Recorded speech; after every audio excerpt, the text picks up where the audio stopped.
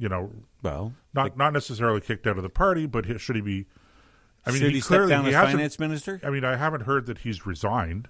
And well, he could I certainly would expect have at least that he should as a minister. Because first of all, if anybody knows about the kind of devastation that would be wrought by a lockdown, he would.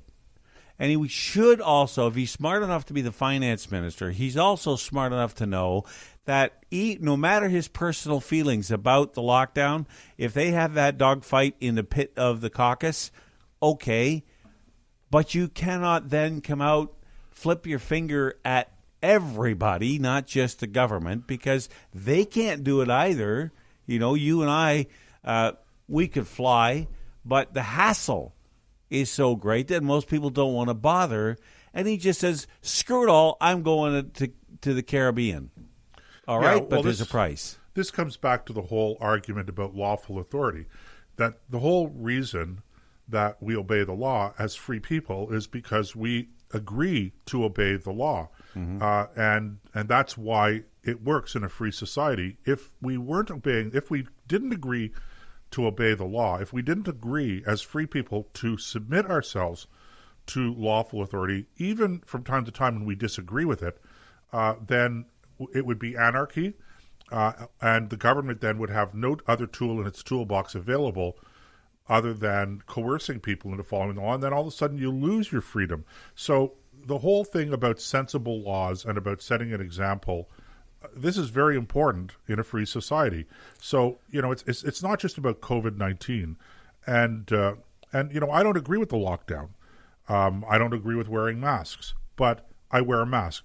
I wear a mask because I'm not going to defy the law because I believe in lawful authority. Up to a point. I don't think that necessarily they've crossed the law. I mean, Christ crossed the line. But, when you pass a law or you pass a regulation or you make an order based on a democratic procedure, and then you flout your own orders, it's not just hypocrisy, okay? There's a real danger in doing that. The example that you're setting is that, we don't have to follow the law. And that's a very dangerous thing in a free society. So, you want people to respect the law. And the first people that are going to respect the law has to be the people who are making the laws in the first place. Well, you can't expect people. This is what causes political burnout amongst people. This is what causes people to begin to this undermines the very power the law has, because as you put it already, we submit ourselves to these laws willingly by allowing people to, that we elect to write laws on our behalf. That's part of what's really rubs me the wrong way is the finance minister is arguably the second or third most powerful person in Ontario, and you could even make the case maybe the country because of the size of the economy of Ontario. For him to flout the law is even more egregious than when you and I do it, because he is supposed to be an example. He is somebody who should be able to look at us and say, if I have to obey these laws, so do you. But when he doesn't, then we could say the same thing back. If you're not going, or the opposite back, we could say, if you're not going to obey those laws, why should we? Well, exactly. That's exactly the argument that I'm making, and that's a dangerous argument to make in a democratic society. It is. It's an accurate argument, but it shows a fundamental rot, I think, at the center of our democratic values when our elected officials that depend on our, I don't want to say acquiescence, but our goodwill, right, to follow them when they come to us and say, this is the way that we've decided to do it. They depend on that. And when that disappears, then, freedom and democracy itself is endangered. And I don't want to overstate the case here. I think that we're articulating an important principle. We're illustrating an important principle. I don't think that freedom and democracy are in imminent danger in Ontario or in Canada. But, there are some troubling signs, and this is the kind of thing. So where am I going with this? Rod Phillips absolutely has to resign. I'm surprised that he hasn't already tendered his resignation. He doesn't have to fly back to Canada to do it. No, as far as I'm concerned, resign by Twitter over there. Send out a tweet saying, sorry, I resign, bad judgment. And, spend the rest of the week on the beach. I don't care. Really, you can come back now or you can come back a week from now. I say while you're down there, the damage done, enjoy yourself for a week on the beach, okay? He hasn't done that. So the big question now is, why hasn't the Premier fired him? What is Doug Ford waiting for here? There's an important principle at stake here. And, I have to say this. I am sick to death of people, not just politicians, but people exercising bad judgment, doing stupid, wrong things, and then excusing themselves with the statement, I made a mistake. No, Minister Phillips did not make a mistake. You don't mistakenly go on vacation to the Caribbean. Making a mistake, taking the wrong exit off a highway. Okay, without thinking about it. All right. Okay, if you're not that's a mistake. If you don't think about it and you do it, maybe that's a mistake. Okay? But this is not a mistake. And I'm sick to death that it's not just, Nick, it's not just politicians. It's everybody. Theodore Dalrymple, not his real name, it's his pen name. I forget his real name, Anthony someone or other. But he was for years a psychiatrist working in Britain in prisons. And he's written a few books, and they're really great books. He has so many great anecdotes about, talking to murderers and rapists and, armed robbers, etc. And there's one story he tells about this fellow who just couldn't deal with the fact that he had stabbed somebody to death. Okay, so they're meeting and talking, and Dalrymple writes about how whenever he talked about killing this person, it was sort of like, I don't know what happened, doctor. We were arguing, and next thing I knew, the knife had gone in, as if the knife had done it itself. Right. I love that story, and there's Theodore Dalrymple is the guy's pen name. If you Google him, he's got probably 6 or 7 or 8 books out talking about this kind of stuff and the problems with society. And these are the kinds of things he talks about from a psychological point of view, kind of like Dr. Peterson does, Jordan Peterson. Right. Modern, an early version of Dr. Peterson. Only Theodore Dalrymple has a sense of humor. Yeah, that's one thing I don't think I've ever seen Peterson do is laugh. Yeah, well, Jordan Peterson may in fact have a sense of humor. He may. To be honest with you, I've never met him. No. So, but you mentioned something, how you were worried. You weren't worried about the imminent collapse of democracy. And the thought occurred to me, no, you're probably right. It's not like the walls... Not worried. I'm not worried about it. Okay. Okay, just to clarify. But my point is, it's not like the walls are going to come tumbling down tomorrow. Right.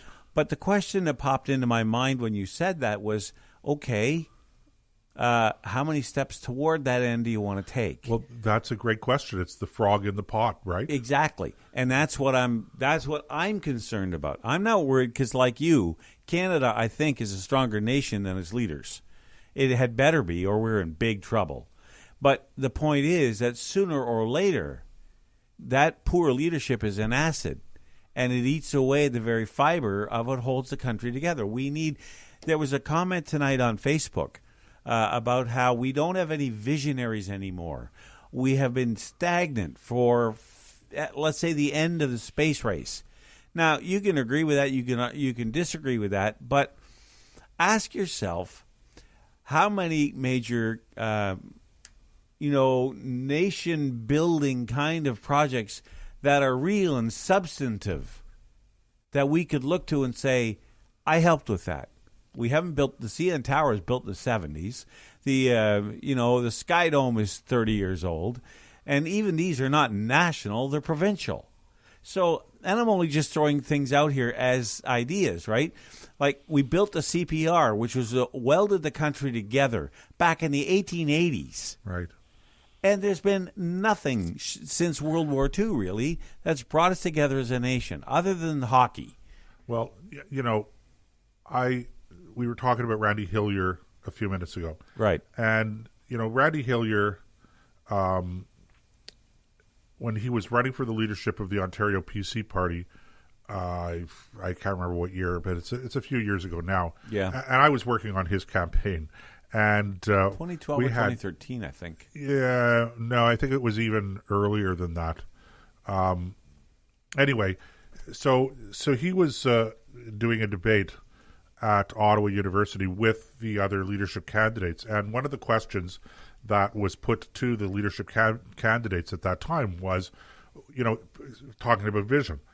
What is your vision for the province? We seem to have no vision. Right. Tell me what your vision is. And Christine Elliott was one of the candidates. Tim Hudak was another one of the candidates. I can't remember his name now. I know who you mean. I can't think of it either. John Cleese. Right. Frank Cleese. Frank Cleese. Frank Cleese was another candidate, and then there was Randy Hillier, and Randy. The three candidates, other than Randy, all had an answer to that. They weren't necessarily prepared for it, but they had 2 minutes to give their vision, and they thought about it, and they gave a nice answer. When it came to Randy, his answer was, I'll tell you, when I'm always afraid when politicians come to me and tell me their vision of what I should do. So my vision for the province is that you should have your own vision and go for it. Or words to that effect. And the room, he owned the room. It was, like I said right at the beginning of the show when we first mentioned Randy Hillier, rough around the edges, probably could never be the leader of a major political party, let alone being elected. But actually, no, now that I'm just saying that, I'm thinking Randy Hillier was Donald Trump running for office before Donald Trump ran for office. That was in 2009, by the way. Right, 2000. And he was around that time. Yeah. So one wonders whether or not a Randy Hillier could actually be elected premier of a province like Ontario today, post-Donald Trump, because there's a lot of similarity there. There's a lot of similarity there. And now you got the wheels in my mind churning a little bit, right?